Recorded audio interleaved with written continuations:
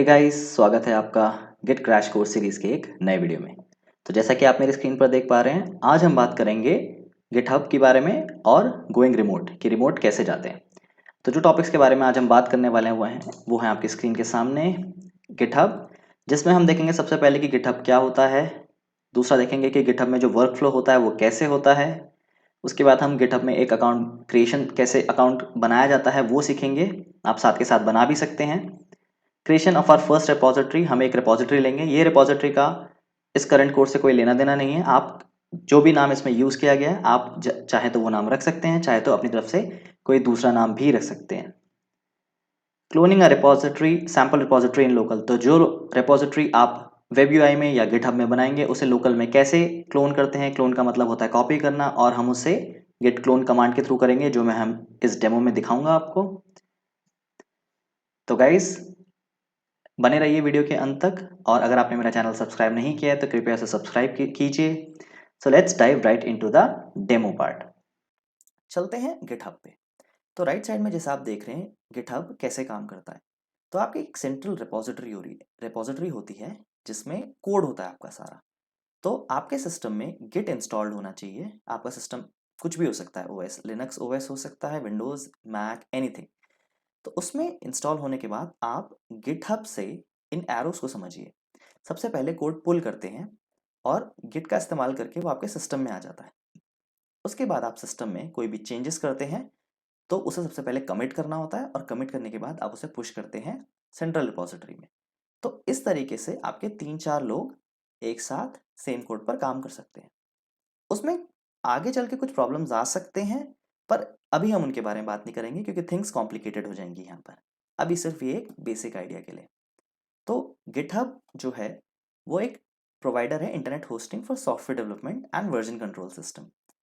It offers the distributed version, जिसके बारे में पिछली वीडियो में हमने बात की है।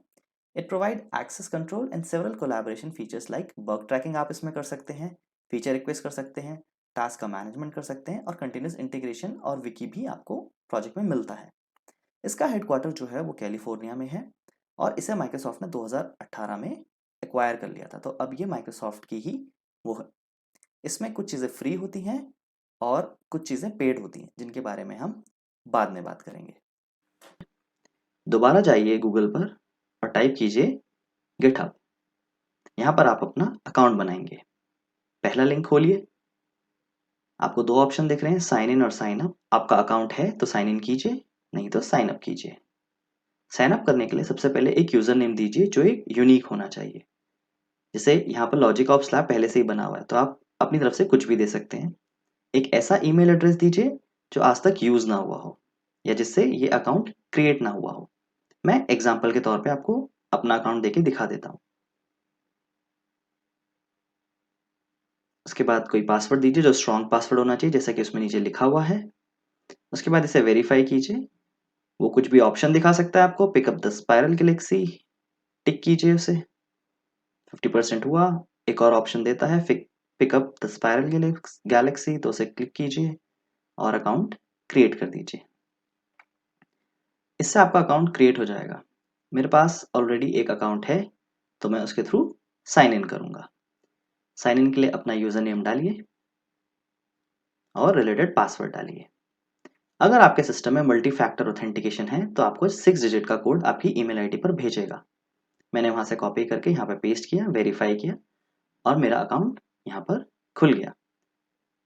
लेफ्ट साइड में अगर आप देखेंगे तो यहाँ पर एक ऑलरेडी बैच स्क्रिप्टिंग से रिपोजिटरी बनी हुई है।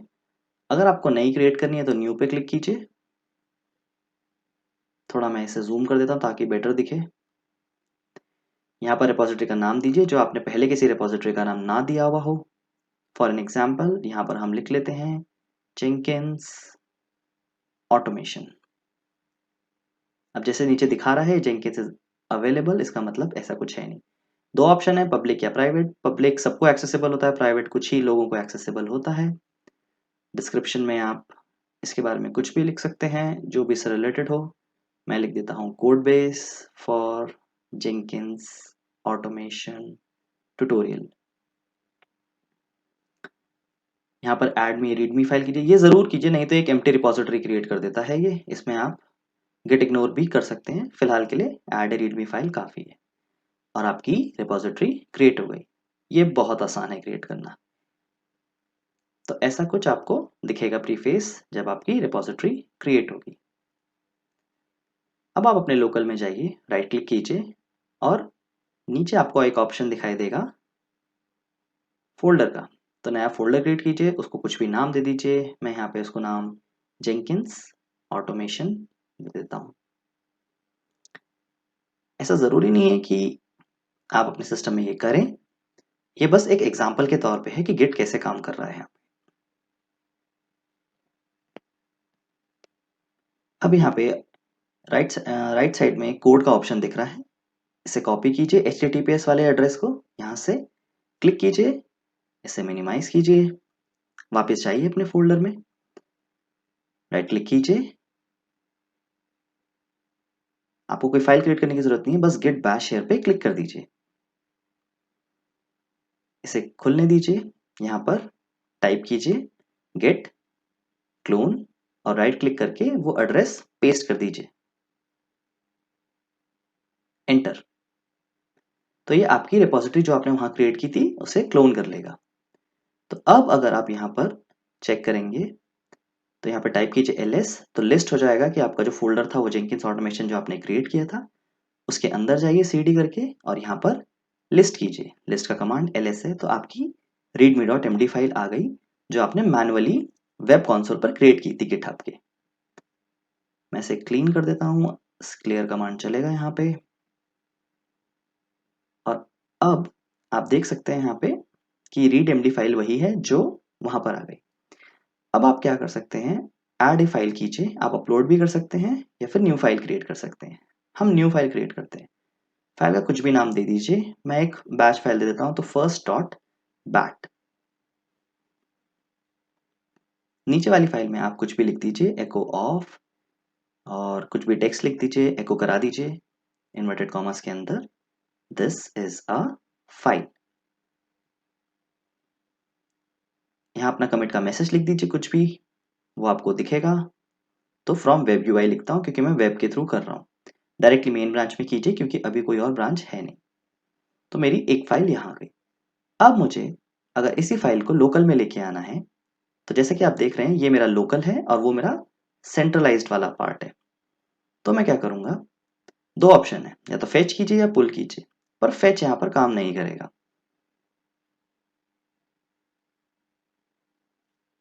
तो ये जो ओरिजिन मेन दिखा रहा है यहाँ से काम नहीं करेगा। आपको करना पड़ेगा गेट पुल, और पुल आपका जो रिसेंट चेंज हुआ है वहां पे वो ले आएगा। देखिए वहां पर फर्स्ट डॉट बैट है लिखा हुआ, इसका मतलब ये चेंज है और वो लोकल में आ गया होगा। अब आप लोकल में चाहें उसे देखना तो पहले लिस्ट कीजिए ls, देखिए फर्स्ट डॉट बैट आ गई। ये फाइल आपने वहां क्रिएट की थी वेब यूआई में, और अब ये फाइल आपके लोकल में भी है। इसे क्लीन कर देते हैं। So thanks guys and I will see you in the next video.